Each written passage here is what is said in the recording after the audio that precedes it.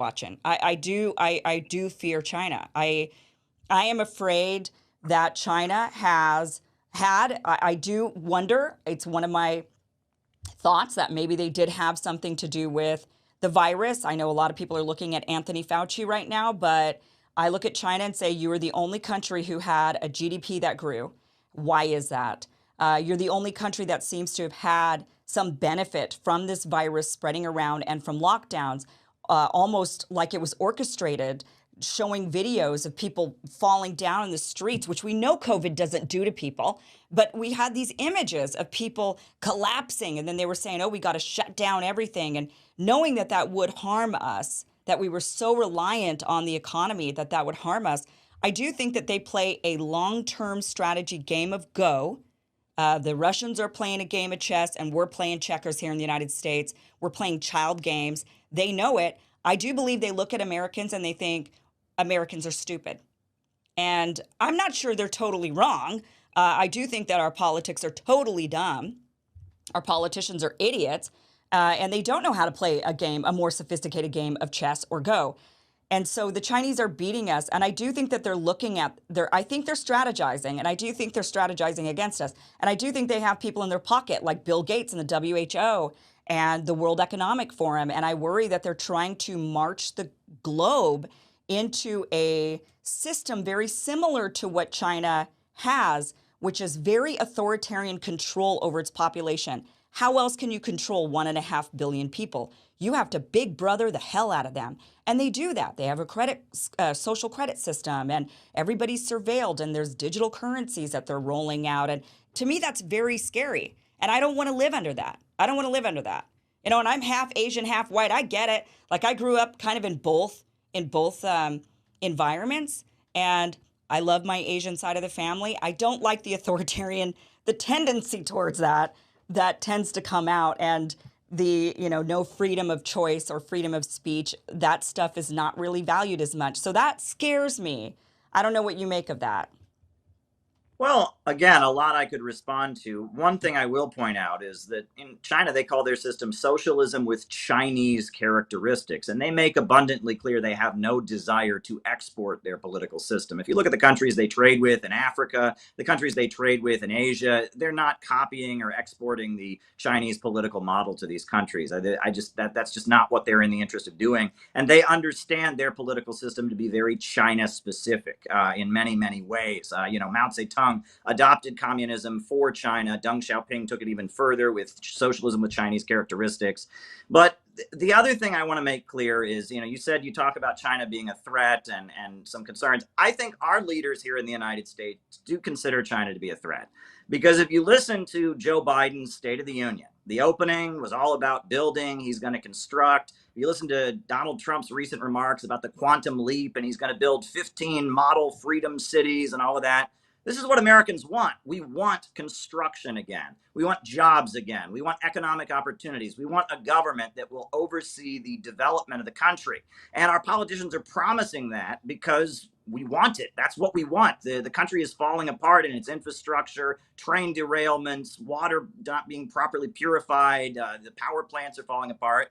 And politicians are promising to do what China has done, because China, with its central planning, with its 5-year economic plans and its state-run industries and its Communist Party, has presided over a massive rebirth of the country. I mean, Trump says, make America great again. I mean, no country has ever been made great again anywhere near as well as the Chinese Communist Party has rebuilt China. And also among younger people on the liberal side, there's all this interest in Marxism and socialism and communism. And instead of reading Judith Butler and Bell Hooks, they ought to be reading Xi Jinping and Deng Xiaoping, because that is the success story. If you're interested in communism, there's no country that's been more successful with communism than China has been. And I think our leaders are realizing that their own shortcomings are comparable. And when you look at how the United States is being managed versus how China is being managed, and how the United States treats its partners around the world compared to how China treats its trading partners around the world, you can see that the United States isn't going to be in power for too long. And I think that threatens U.S. leaders. Yeah, I mean, I completely agree with you on many of those points. I will say I definitely am not a fan of communism. I have family currently still living in communism in Vietnam. Yes, their lives have drastically increased and gotten better from the time my family left Vietnam to where they are today. My family that's there in Vietnam now, they have a wonderful life, quite frankly. They don't have, there was a time period where they wanted to come and live in America. They wanted to join the rest of the family. They don't anymore. They live a wonderful life in Vietnam. But that being said, when I have conversations with them and we talk politics or anything that's kind of a controversial subject, they will stop the conversation at a certain point. They will say only so much. And then they'll say, I can't say anymore because the government might be watching. Or if they want to travel, they want to go anywhere, they have to ask permission. There's just a lot of big brothering, a lot of rules, a lot of surveillance. It's that surveillance state I don't want to live under, and many of us Americans don't. So I understand there's so many people out there with like the rose-colored glasses, but that's very few people who actually came from communism or have family currently in communism think it's a great system. Although you're right, the Chinese have built up over the last 30 years, but that is because also what you mentioned, they were in extreme poverty previously. So it's a lot, you can convince your population to take a job in construction, to take the jobs that other people don't want when it offers them an opportunity for getting out of that extreme poverty. We don't really have that as much here in the United States.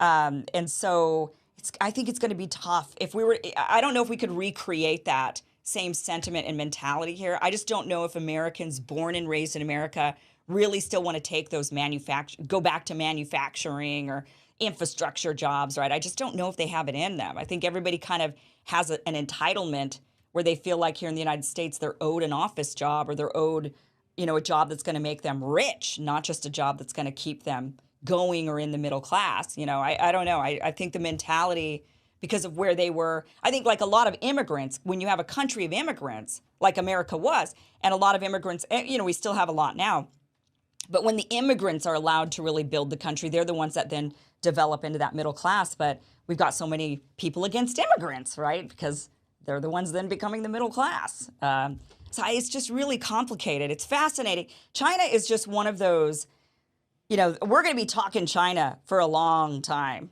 over the next while, aren't we? Because there's just so much back and forth between the two countries.